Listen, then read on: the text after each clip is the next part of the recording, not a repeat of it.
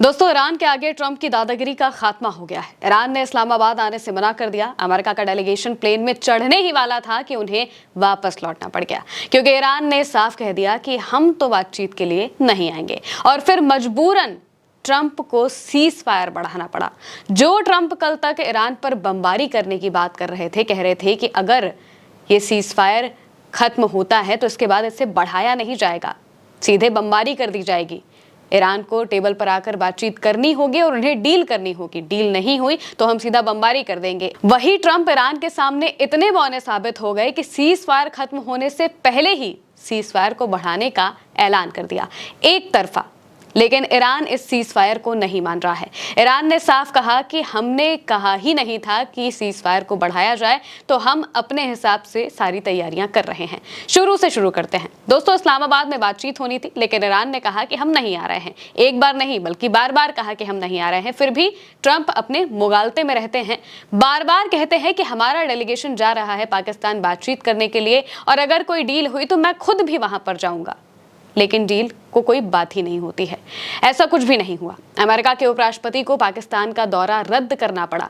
पूरी तैयारी, मीडियाबाजी के बाद दौरा रद्द हो गया और ट्रंप को अपनी दादागिरी खत्म करते हुए सीज फायर को बढ़ाना पड़ा। इसको लेकर कोबैसी लेटर के हवाले से एक बात भी बताई गई है, जिसमें उन्होंने बताया है कि कैसे ईरान ने आखिरी फैसला लिया कि वो पाकिस्तान बातचीत के लिए नहीं जाएगा अमेरिका के साथ। लिखा है ब्रेकिंग, हमें ईरान के उस अंतिम फैसले के बारे में और ज्यादा जानकारी मिली है, जिसके तहत उसने कल पाकिस्तान में अमेरिका के साथ होने वाली बातचीत में शामिल ना होने का फैसला कर लिया। इसमें बताया गया है कि ईरान का कहना है कि पाकिस्तान की मध्यस्थता से एक 10 पॉइंट संघर्ष विराम योजना का प्रस्ताव रखा गया था। ईरान का मानना है कि इसे कमजोर किया गया और इसी वजह से ये योजना कमजोर पड़ गई। ईरान का ये भी मानना है कि लगातार पड़ रहे समुद्री दबाव की वजह से भी इस योजना को नुकसान पहुंचा है। ईरानी अधिकारियों का मानना है कि अमेरिका द्वारा स्ट्रेट ऑफ हॉर्मुज की नाकेबंदी किए जाने के माहौल में बातचीत करना बिल्कुल बेकार है। ईरान ने पाकिस्तानी मध्यस्थों के जरिए अमेरिका को सूचित कर दिया है कि वो बुधवार को होने वाली बातचीत में शामिल नहीं होगा। एपी अब तक ये रिपोर्ट कर रहा है कि राष्ट्रपति उपराष्ट्रपति जेडी वैंस ने कल पाकिस्तान की अपनी यात्रा रद्द कर दी है। बकायदा जेडी वैंस ने पूरी तैयारी कर ली थी। मीडियाबाजी अमेरिका में धड़ल्ले से हो रही थी। ट्रंप खुद चैनल्स पर आकर अपनी बात कर रहे थे, फोन पर उनका इंटरव्यू लिया जा रहा था और ये बता रहे थे वो कि इस्लामाबाद जाया जा रहा है और वहां पर बातचीत होगी। लेकिन ईरान ने साफ कहा कि हम तो बिल्कुल भी नहीं आ रहे हैं। इसके बाद खबर आती है कि जेडी वैंस ने अब अपना दौरा रद्द कर दिया। कोबैसी लेटर के हवाले से लिखा है, US envoys Steve Witkoff and Jared Kushner who were scheduled to be in Pakistan for peace talks with Iran today are still in the US. The plane scheduled for their flight to Pakistan this morning never departed. Vice president JD Vance is in Washington DC as well. The US Iran cease fire expires tomorrow. बताने का मतलब यह है कि Steve Witkoff और Jared Kushner भी निकलने वाले थे, लेकिन वो अपनी जगह पर ही रहते हैं। उनका जो प्लेन है वो नहीं उड़ता है इस्लामाबाद के लिए, जिसका मतलब ये है कि ईरान ने साफ मना कर दिया था कि भाई हम तो नहीं आ रहे हैं हिस्सा लेने बातचीत में। इस वजह से अब उन्हें ये बता दिया गया कि हम आएंगे नहीं तो बातचीत होगी नहीं। आपको आना है तो आप आइए, पाकिस्तान में बैठिए, बढ़िया बिरयानी खाइए और फिर यहाँ से चले जाइए। इस वजह से ट्रंप को आखिरकार सीज फायर को बढ़ाना पड़ा। वो ट्रंप जो बार बार कह रहे थे कि सीज फायर को हम एक्सटेंड बिल्कुल भी नहीं करेंगे, वही ट्रंप सीज फायर खत्म होने से पहले ही सीज फायर को आगे बढ़ा देते हैं। यही बता रहा है कि कैसे ट्रंप की दादागिरी कम पड़ती जा रही है। वो जितनी भी धमकियां दे ले, वो चाहे जितना भी ईरान पर दबाव बनाने की कोशिश कर ले, ईरान उनके सामने जरा सा भी झुकने को तैयार नहीं है और इस वजह से ट्रंप बहुत बुरी तरह से परेशान हो चुके हैं। डोनाल्ड ट्रंप ने भी इसको लेकर अपने social media handle truth social से पोस्ट किया और लिखा कि इस तथ्य के आधार पर कि ईरान की सरकार गंभीर रूप से बटी हुई है, जो कि कोई अजब बात नहीं है, और पाकिस्तान के फील्ड मार्शल असीम मुनीर तथा प्रधानमंत्री शहबाज शरीफ उनकी दरखास्त पर हमसे ये कहा गया है कि हम ईरान पर अपना हमला तब तक के लिए मुलतवी कर दें, रोक दें, जब तक कि उनके नेता और प्रतिनिधि कोई एकजुट पेशकश लेकर सामने नहीं आ जाते हैं। इसलिए मैंने अपनी सेना को निर्देश दिया है कि वो नाकेबंदी जारी रखें और बाकी सभी मामलों में पूरी तरह से तैयार रहें। अतः मैं युद्ध विराम को तब तक के लिए आगे बढ़ा रहा हूं जब तक कि उनका प्रस्ताव प्रस्तुत नहीं हो जाता और चर्चाएं चाहे जिस भी रूप में हो पूरी नहीं हो जाती। डोनाल्ड ट्रंप इस बात को कह रहे हैं कि हमने शहबाज शरीफ और आसिम मुनीर के कहने पर अपने सीज़फायर को आगे बढ़ा दिया है और तब तक के लिए आगे बढ़ाया है जब तक कि कोई बातचीत नहीं हो जाती। कोई डेट नहीं दी है, ये नहीं बताया है कि बातचीत कब तक होगी, लेकिन ये कहा है कि जब तक ईरान की तरफ से कोई प्रस्ताव पेश नहीं कर दिया जाता तब तक हम सीज़फायर को बढ़ा रहे हैं। ईरान ने साफ कहा है कि हमने तो आपसे कहा ही नहीं है सीज़फायर बढ़ाने के लिए, तो आप भला सीज़फायर बढ़ा के क्या दिखाना चाहते हैं। डोनाल्ड ट्रंप कल तक बमबारी करने की बात कर रहे थे, आज उन्होंने सीज़फायर बढ़ाने की बात कर दी। इसके पीछे की भी जो खबरें हैं वो बाद में सामने आएंगी कि आखिर ट्रंप ने ये फैसला क्यों लिया है, लेकिन ईरान ने साफ कह दिया है कि हमने सीज़फायर के लिए बिल्कुल भी कहा ही नहीं था, तो आगे जो कुछ भी होना है ईरान अपनी मर्जी से ही करेगा। होर्मुज लेटर के हवाले से लिखा है, Iran says it did not request a ceasefire extension and that Trump has lost the war and knows he will gain nothing through it.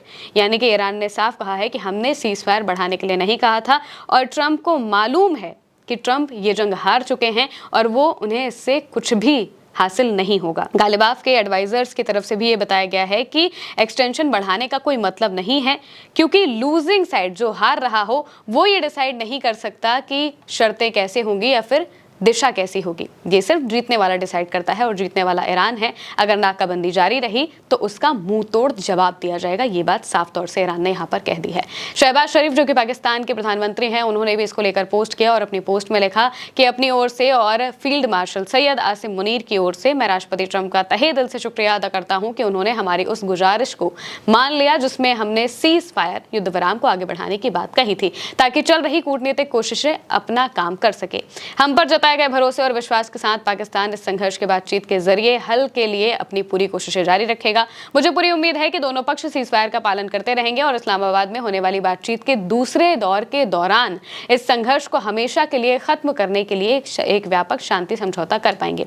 यानी कि अगली बातचीत भी इस्लामाबाद में होगी। इस बात को वो यहाँ पर कहते हुए दिखाई दे रहे हैं कि पाकिस्तान अपनी तरफ से पूरी कोशिशें कर रहा है कि दोनों को एक टेबल पर लाया जा सके, लेकिन अगर ट्रंप दादागिरी करते रहेंगे, ट्रंप नाकाबंदी करेंगे और चाहेंगे कि ईरान फिर भी टेबल पर आकर बातचीत कर ले, तो फिर तो ये बातचीत बिल्कुल भी नहीं होने वाली है। ये बात यहाँ पर ईरान ने साफ कर दी है, जिसका मतलब ये है कि चाहे सीज फायर हो, सीज फायर को आगे बढ़ाया जाए, ईरान पर कोई भी अपनी शर्तें नहीं थोप सकता है और नाकाबंदी जारी रही तो इसे बमबारी ही माना जाएगा, इसे सीज़फायर का उल्लंघन ही माना जाएगा और इसका जवाब सैन्य कार्रवाई से दिया जाएगा। ये बात साफ तौर से ईरान की तरफ से बता दी गई है।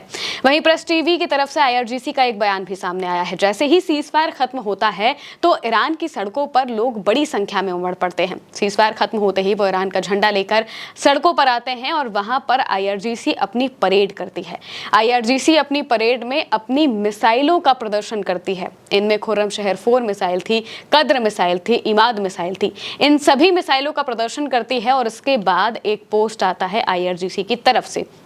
IRGC के जो स्पोक्स पर्सन हैं उनकी तरफ से कहा जाता है कि हमारी सेनाएं 100% तत्परता के साथ उंगलियां ट्रिगर पर रखे हुए तैयार हैं। ईरान के विरुद्ध किसी भी आक्रामकता की स्थिति में वो तत्काल पूर्व निर्धारित लक्ष्यों पर एक जोरदार जवाबी हमला करेगी।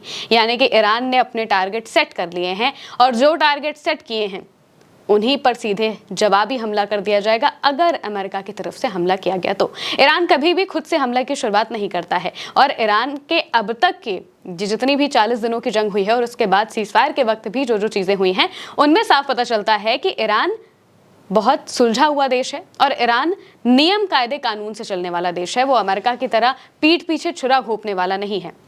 इसी वजह से ईरान ने यहाँ पर साफ कहा है कि अगर अमेरिकी सेनाओं ने नाकाबंदी नहीं तोड़ी तो फिर अमेरिकी सेनाओं और बच्चों की हत्या करने वाले ज़ायनी शासन को अब तक का सबसे कड़ा सबक ईरान सिखाएगा। जिस अमेरिका को दुनिया का मुहाफिज होना चाहिए था, वही आज दुनिया के लिए सबसे बड़ा खतरा बना है। जब कोई देश सुपर पावर होता है तो माना जाता है कि वो छोटे मोटे देशों के लिए कुछ बेहतर कर सकता है या फिर उनके लिए काम कर सकता है, उनकी जनता के लिए काम कर सकता है, लेकिन अमेरिका ऐसा बिल्कुल भी नहीं है। अमेरिका खुद दुनिया भर के लिए सबसे बड़ा खतरा मौजूदा वक्त में बना है, क्योंकि जो कोई भी ये कहने की कोशिश कर रहा है कि ईरान ने होर्मुज बंद किया है, उन्हें ये पता होना चाहिए कि ट्रंप की दादागिरी की वजह से होर्मुज को बंद किया गया है, ट्रंप के धोखे की वजह से होर्मुज को बंद किया गया है। ईरान हमेशा अपनी शर्तों पर कायम रहा। 28 फरवरी के पहले होर्मुज सालों से जैसे खुला था बिल्कुल वैसे ही खुला हुआ था, वहां से तमाम जहाज आ रहे थे, जा रहे थे। बीते साल जब 12 दिनों की जंग हुई उसमें भी ईरान ने होर्मुज बंद नहीं किया, लेकिन इस बार जब उनके सुप्रीम लीडर को मारा गया, टॉप लीडरशिप को मारा गया, तो ईरान ने साफ कहा कि अब हम शांत बैठने वालों में से नहीं है और फिर होर्मुज को बंद कर दिया। अमेरिका ने हमेशा ईरान को धोखा दिया। जब ईरान होर्मुज खोल चुका था, लेबनान में सीज फायर के बाद ईरान ने कहा कि हम होर्मुज खोल रहे हैं तो अमेरिका को अपनी नाकाबंदी जारी रखने की कोई जरूरत नहीं थी, लेकिन फिर भी अमेरिका ने अपनी नाकाबंदी जारी रखी। ट्रंप ने खुद ये पोस्ट करते हुए कहा कि सीज फायर बढ़ने के बावजूद ये बात कह रहे हैं कि हम नाकाबंदी जारी रखेंगे, ईरान के जहाजों को रोकेंगे, जिसका मतलब यही है कि ईरान ने साफ कहा है कि इससे हम सीज फायर का उल्लंघन ही मानेंगे और ये बमबारी के जैसा ही है, जिसका जवाब भी उसी तरीके से दिया जाएगा। बस अब उसके पास जवाब में वापस से स्थिति वही आ चुकी है। होर्मुज में वही स्थिति हो गई है जो कि 28 फरवरी के बाद हुई थी। पूरी दुनिया में तेल संकट अब और ज्यादा गहराने वाला है और ठीकरा डोनाल्ड ट्रंप के सिर पर है। सीज फायर बढ़ाकर ट्रंप ने यह मान लिया है कि होर्मुज खुलवाना उनके बस की बात नहीं है, उनसे तो ये बिल्कुल भी ना हो पाएगा। और अब इन दोनों के बीच में बातचीत होगी या नहीं होगी, या और बड़े लेवल पर हमले शुरू होंगे, ये देखना बाकी है। फिलहाल के लिए मेरे साथ इस खबर में इतना ही। आप देखते रहिए उल्टा चश्मा यूसी। मैं हूं महिमा। नमस्कार।